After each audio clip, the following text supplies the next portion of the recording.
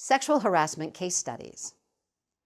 Let's take a look at a few scenarios that help explain the kind of behaviors that can constitute sexual harassment. These examples describe inappropriate behavior in the workplace that will be dealt with by corrective action, including disciplinary action. Remember, it is up to all employees to report inappropriate behavior in the workplace. Example 1. Not taking no for an answer. Li Yan's co-worker Ralph has just been through a divorce. He drops comments on a few occasions that he's lonely and needs to find a new girlfriend. Li Yan and Ralph have been friendly in the past and have had lunch together in local restaurants on many occasions. Ralph asks Li Yan to go on a date with him, dinner and a movie.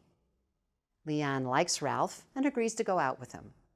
She enjoys her date with Ralph, but decides that a relationship is not a good idea. She thanks Ralph for a nice time, but explains that she does not want to have a relationship with him. Ralph waits 2 weeks and then starts pressuring Li Yan for more dates.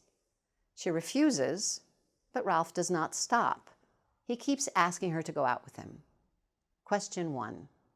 When Ralph first asked Li Yan for a date, this was sexual harassment. True or false? False. Ralph's initial comments about looking for a girlfriend and asking Li Yan, a co-worker, for a date are not sexual harassment. Even if Li Yan had turned Ralph down for the first date, Ralph had done nothing wrong by asking for a date and by making occasional comments that are not sexually explicit about his personal life. Question 2. Li Yan cannot complain of sexual harassment because she went on a date with Ralph. True or false? False.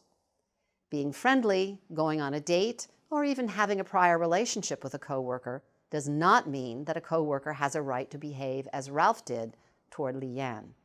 She has to continue working with Ralph, and he must respect her wishes and not engage in behavior that has now become inappropriate for the workplace. Li Yan complains to her supervisor, and the supervisor, as required, reports her complaint to the person designated by her employer to receive complaints. Ralph is questioned about his behavior, and he apologizes. He is instructed by the designated person to stop. Ralph stops for a while, but then starts leaving little gifts for Li Yan on her desk with accompanying love notes. The love notes are not overtly offensive, but Ralph's behavior is starting to make Li Yan nervous, as she is afraid he may start stalking her. Question 3.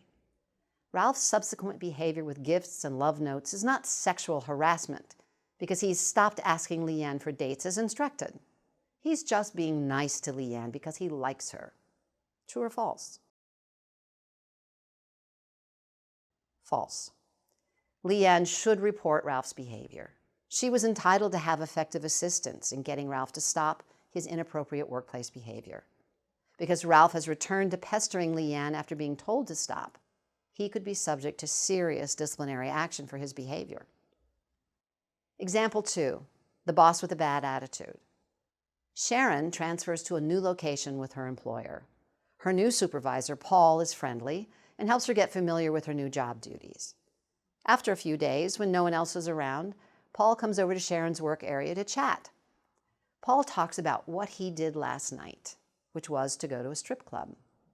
Sharon is shocked that Paul would bring up such a topic in the workplace and says nothing in response. Paul continues talking and says that all the women in the office are so unattractive that he needs to get out and see some hot chicks once in a while.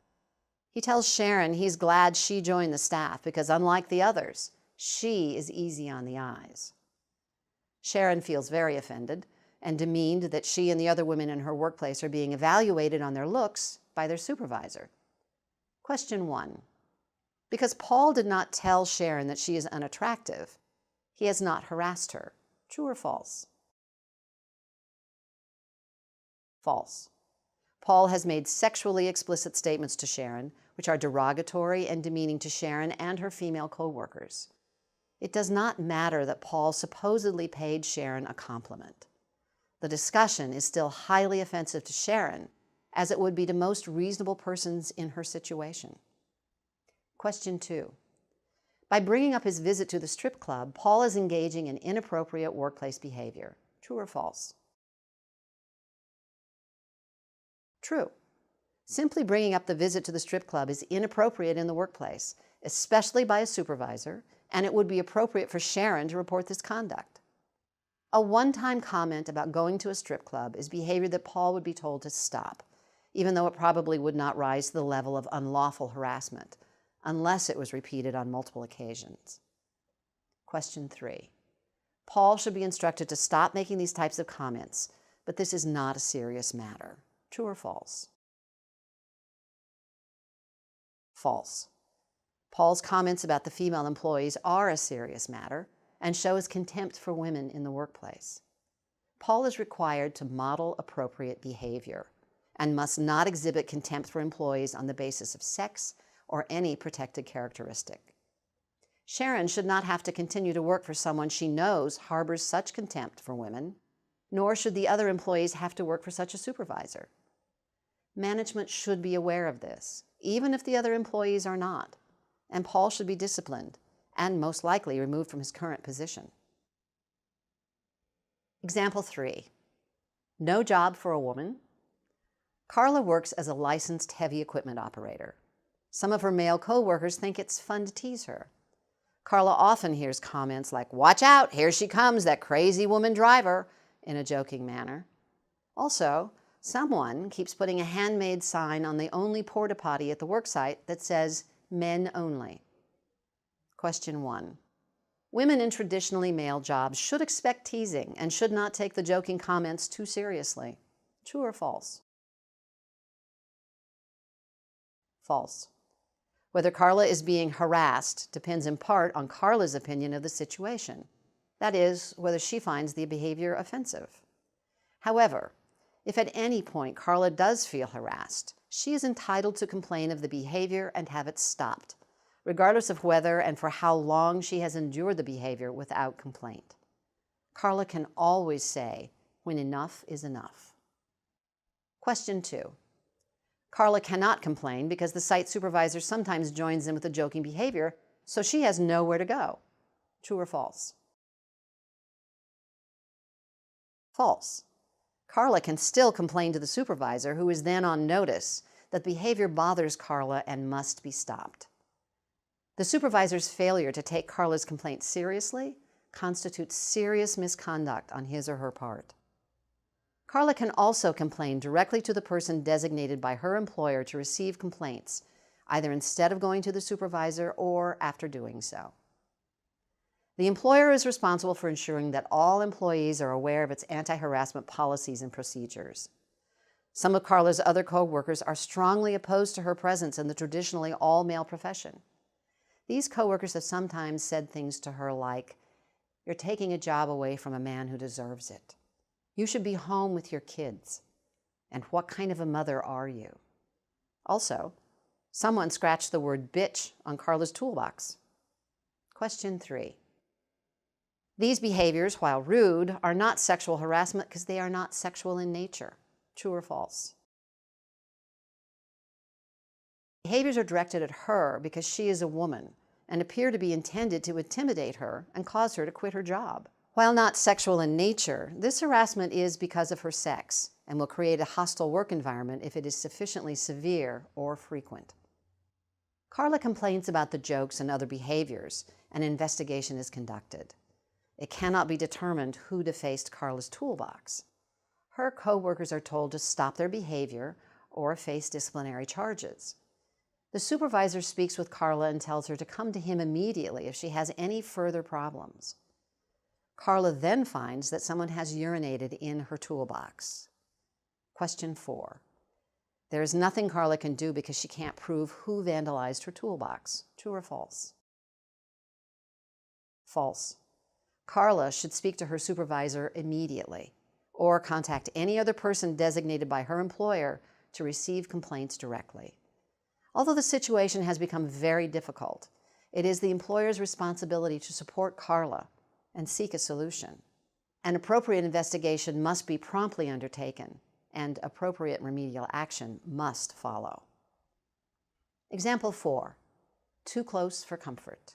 Keisha has noticed that her new boss, Sarah, leans extremely close to her when they are going over the reports that she prepares. She touches her hand or shoulder frequently as they discuss work. Keisha tries to move away from her in these situations, but she doesn't seem to get the message. Question 1. Keisha should just ignore Sarah's behavior. True or false? False. If Keisha is uncomfortable with Sarah's behavior, she has options. If she feels comfortable doing so, she should tell Sarah to please back off because her closeness and touching make her uncomfortable. Another option is to complain directly to a person designated by her employer to receive complaints, who will speak with Sarah.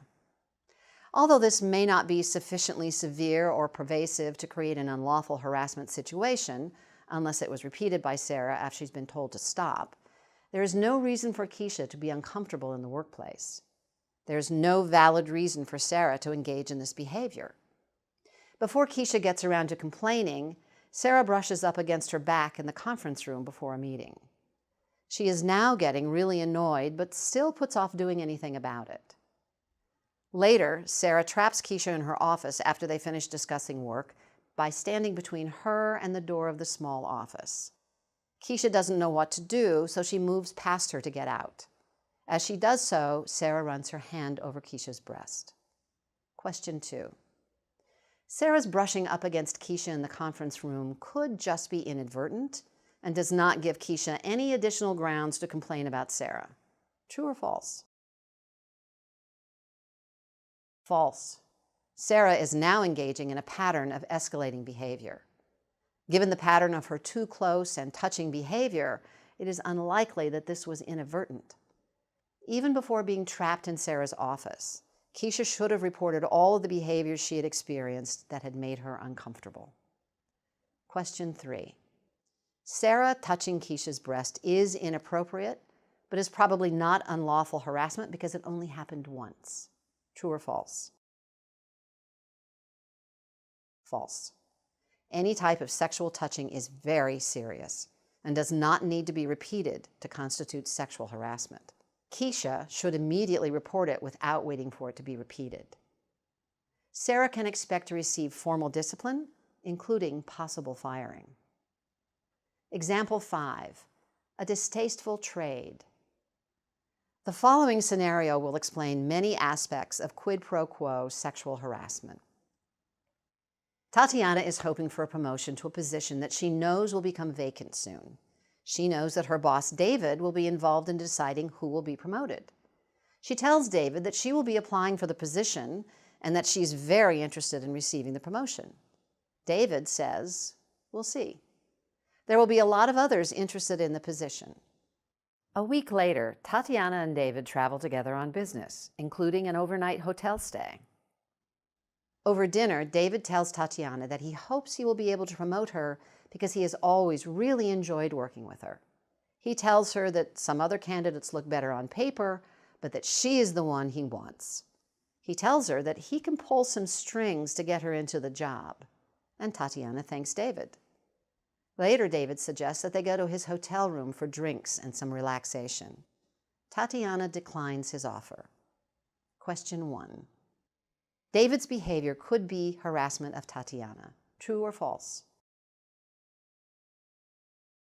True.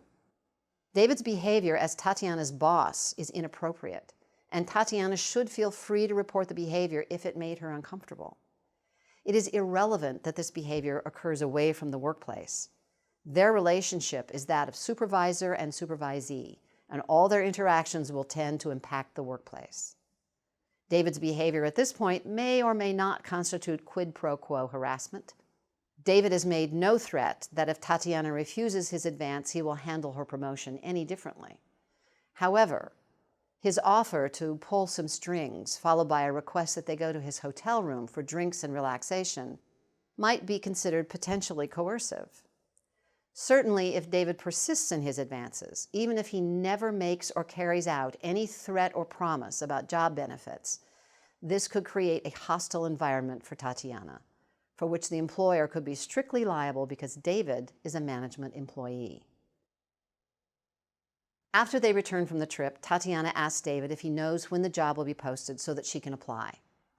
He says that he's not sure, but there is still time for her to make it worth his while to pull strings for her. He then asks, "How about coming out to dinner this Friday and then coming over to my place?" Question 2. David engaged in sexual harassment. True or false? True. It is now evident that David has offered to help Tatiana with her promotion in exchange for sexual favors. Tatiana, who really wants the position, decides to go out with David. Almost every Friday, they go out at David's insistence and engage in sexual activity. Tatiana does not want to be in a relationship with David and is only going out with him because she believes that he will otherwise block her promotion. Question 3. Tatiana cannot complain of harassment because she voluntarily engaged in sexual activity with David. True or false? False. Because the sexual activity is unwelcome to Tatiana, she is a target of sexual harassment. Equally, if she had refused David's advances, she would still be a target of sexual harassment. The offer to Tatiana to trade job benefits for sexual favors by someone with authority over her in the workplace is quid pro quo sexual harassment, and the employer is exposed to liability because of its supervisor's actions. Tatiana receives the promotion. Question 4. Tatiana cannot complain of harassment because she got the job, so there is no discrimination against her. True or false? False. Tatiana can be the recipient of sexual harassment, whether or not she receives the benefit that was used as an inducement. Tatiana breaks off the sexual activities with David. He then gives her a bad evaluation, and she is removed from her new position at the end of the probationary period and returns to her old job. Question 5. It is now too late for Tatiana to complain. Losing a place of favor due to the breakup of the voluntary relationship does not create a claim for sexual harassment. True or false? False. It is true that the breakup of a relationship, if truly consensual and welcomed at the time, usually does not create a claim for sexual harassment. However, the relationship in this case was never welcomed by Tatiana. David's behavior has at all times been inappropriate and a serious violation of the employer's policy.